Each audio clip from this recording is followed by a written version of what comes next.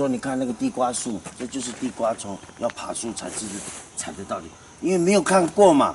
哦，所以这是他们在如果人一直在教室里面学习，他没有办法实地操作的话，那就很难最直接联想。哦，我们现在在做的我们的卢卡组的学习的方式，其实就是只有一种，哦，就是什么做，懂吗？我们现在的课程主题是瓦扎比，瓦扎比它需要的材料要由我们要去准备，而不是说老师要去准备。如果都老师准备，请问你们以后如果说部落自己要做的时候，你们会知道要去哪里准备，要准备什么样的，你们会知道吗？不知道。哦，所以自己的部落常常要去绕，要去知道，要去玩耍，也要顺便看哪里有什么。你看，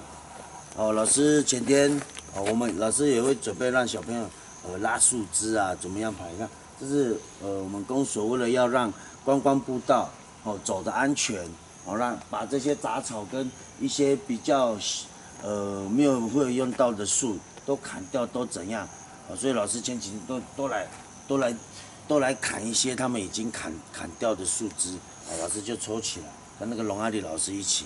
就是也是准备材料，大家要分工来一起做好，这样就大家在一起工作就不会那么辛苦。那我们这边呢也是一样铺平，未来要做停车场，当然我们拿这边的石头要上那个民主教育课程，那是没有问题的，因为我们拿的量不会特别多。等一下我们采的时候呢，会有，其实都可以，只是说会有比较好的跟比较不好的，像老师先拿那个古木跟老师讲比较适合的，像这种虽然它不是特别硬，可是它不大也不小，可是像这种东西，它多量我们拿多一点的话，这样它排的时候就会很好，它烧的石头的那个烧到的面就会比较怎样，比较均匀。要摊平的时候都会比较好摊平这样子，所以我们以这个大小，比它大一点点也没关系，懂意思吗？不要拿太，上面要平尽量，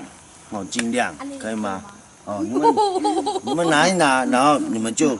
刚开始你们就问老师看一下，可以，不行，可以不行这样，你都大部分都拿了，可以，那你就后面就都知道了，懂意思吗？这边有桶子，我们就来分组。